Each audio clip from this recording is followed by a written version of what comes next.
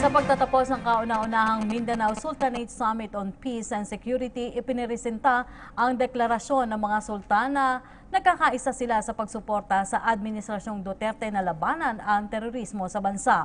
Mula sa Davao City, may live report ang aming kasamang si Marita Muahe. Salamat, Rocky. Magsasara nga ngayong gabi ang kauna-unahang Mindanao Sultanate Summit on Peace and Security. Ang summit na ito ay pinangunahan ng Department of National Defense, Department of Interior and Local Government at ng Sultanate ng Mindanao. Masidi ang layunin ni Pangulong Rodrigo Duterte na wakasan na ang kaguluhan lalo na dito sa Mindanao at magkaroon ng isang tunay na kapayapaan. At sa pamamagitan ng summit na ito, nagsama-sama ang mga traditional Muslim leaders para suportahan ng Pangulo laban sa laban nito kontra sa terorismo.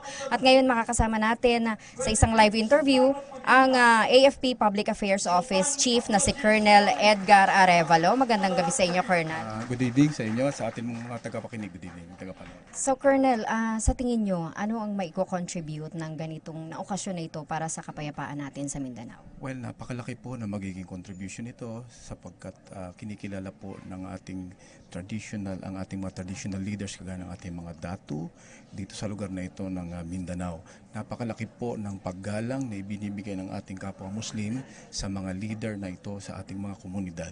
Kaya po napakalaking bagay na ipagpatuloy po ng ating pamahalaan ang tinatawag nating stakeholder engagement upang maging bahagi ang mga datu na ito sa pagsusolusyon na ibibigay natin sa ating suliranin sa lugar na ito, lalong-lalo na sa larangan ng seguridad. Alam po naman natin ang mga Abu Sayyaf at iba pang terorista dito sa bahaging ito ng Mindanao ay nananatiling banta, hindi lamang sa seguridad kundi maging sa development at pag-unlad. Kaya po sa pamamagitan ng stakeholder engagement na ito, naniniwala po tayo na makatutulong po sila na malaki upang matuldukan natin ang problemang ito sapagkat sa pagtutulungan po natin ay masusolusyonan natin ang mga problema sapagkat ang kasalukuyan pong suliranin na ating binabalikat dito sa lugar na ito ng ating bansa ay hindi masosolve lamang ng solusyong militar. Kailangan po natin ang pagtutulungan, hindi lamang ng militar, hindi lamang po ng lokal na pamahalaan, hindi lamang ng ating mamamayan, kundi lahat ng mga leader, lalo na ang traditional Muslim leaders na malaki ang pagkilala at paggalang ng ating mga kapwa Muslim. Sa tingin niyo po, papakinggan sila ng mga extremist groups katulad ng Abu Sayyaf at ng iba pang mga grupo na naghahasik ng terorismo sa bansa?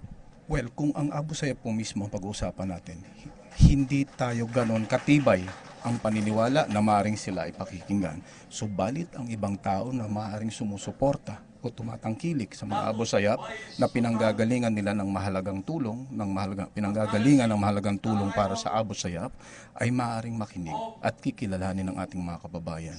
At malaki yun ang magiging contribution sa paglaban natin sa ating problemang pansiguridad at pagpapaunlad sa bahaging ito ng Mindanao. Maraming salamat. Colonel Edgar Arevalo, ang Chief ng Public Affairs Office ng AFP. Samantala, ang naniniwala si Datu Joel Bustamante, ang Secretary General ng Sultanate ng Davao Region, na malaki nga ang maitutulong ng mga ito dahil sa kinikilala sila sa kanilang mga komunidad.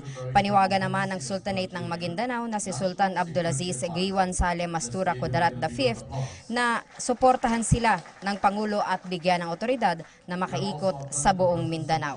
So yan na muna ang update na maihatid natin mula sa dito sa Davao City para sa PTV News. Marita Muahe. Maraming salamat sa iyo, Marita Muahe, nag-uulat mula sa Davao City.